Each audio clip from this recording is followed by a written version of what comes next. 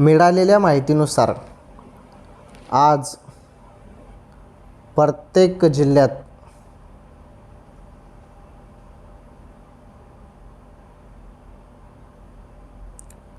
₹1500 जमा केले जात आहे.